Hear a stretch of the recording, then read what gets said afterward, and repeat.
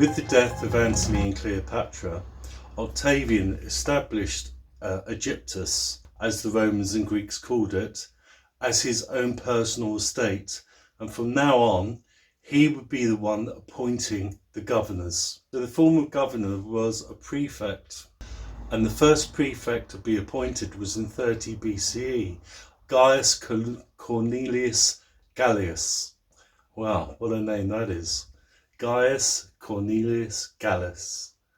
Gaius brought Upper Egypt under control, and he secured Egypt's southern borders. The Kushites were raiding into Egypt from Kush, because obviously with Alexandria being under siege, Antony and Cleopatra in the palace, nothing was being governed for around about a year. The second prefect was Aelius Gaius in 26 BCE.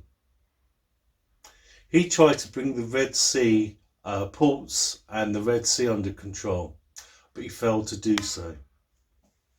The third prefect was Gaius Petronius. He cleared the canals and stimulated agriculture in Egypt. Gaius Petronius also led a raid into Kush, because Kushites were being troublesome and the Romans wanted access to those gold fields. They went into the city of Napata in Kush and razed it to the ground.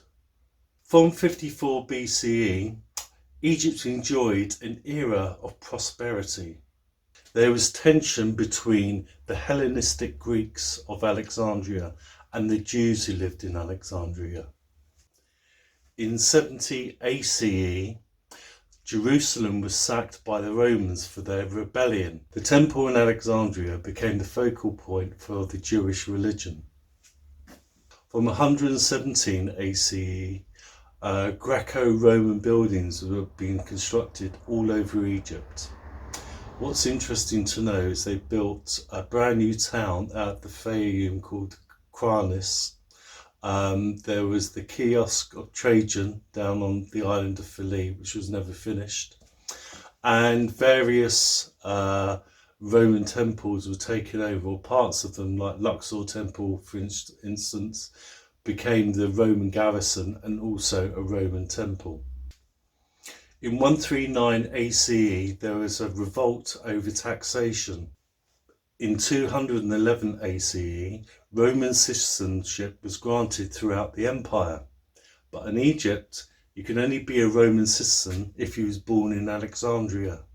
If you're a Hellenistic Greek who lived outside of Alexandria, you could apply to become an Alexandrian citizen, and once you became an Alexandrian citizen, you could then apply to be a Roman citizen. Native Egyptians were excluded from this arrangement. In 269 ACE, Egypt is conquered by Queen Zenobia of Palmyra. In 274 ACE, the Romans retake Egypt from the Palmyrians. There is another revolt in 298 ACE in Egypt, which was led by two Christian generals. Egypt is recaptured within the year.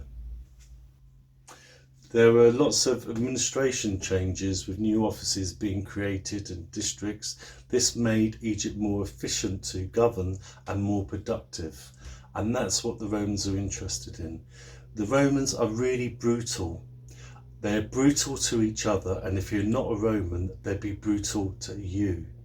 And what they want to do is squeeze and squeeze and squeeze as much resources out of whatever they're dominating for their personal gain, and to send the taxes back to Rome.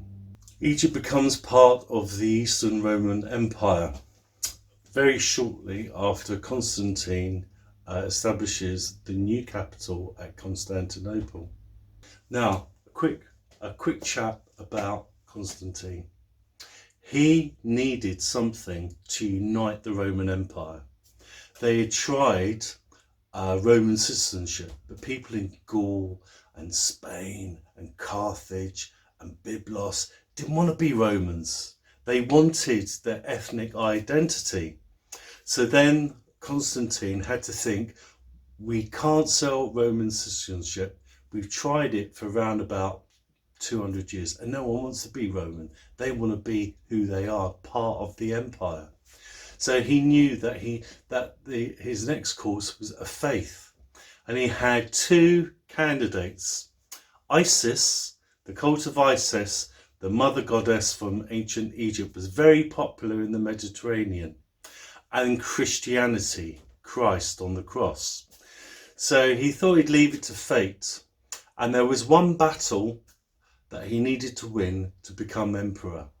And he said that he dreamt that if the soldiers put crosses on their shields, they would win the battle.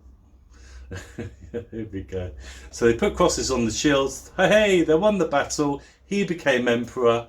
And then from that time onwards, he decided it was going to be a Christian empire. So he got all of these bishops together in Milan in 313 ACE. And he said, none of you can come out of here until you've got a holy book, which became the Bible, and an organisation, which became the Holy Catholic Roman Church. Okay? So the founding of Constantinople was 14 years after the Edict of Rome. He felt that he needed a new capital and a new beginning, and Constantinople is right on the borders of East and West. In 415 ACE, the Jews are expelled from Alexandria. In 435 ACE, there is an edict against paganism throughout the Roman Empire, and all the temples are closed. You're either Christian or nothing. There is a secret cult of Isis that meets in people's houses. People are still devoted to ISIS, but we don't know how long that faith continued. Maybe it was just for 1 or 2 lifetimes, maybe 35, 70 years. In 539 ACE, Egypt becomes part of the Eastern Roman Empire. So you're talking about Justinian and all that bunch from Constantinople. So it's part of the Eastern Roman Empire now. In 200 BCE, the Copts created the Coptic script. And Coptic was Greek with some Demotic characters, and Demotic is the shorthand of hieroglyphs. And they used this Coptic script during the Christian era to write their Bibles and also to conduct their services in the Coptic language. If you like the content, please press your subscribe button, thumbs up, and please leave any comments. And I'll see you real soon. Bye for now.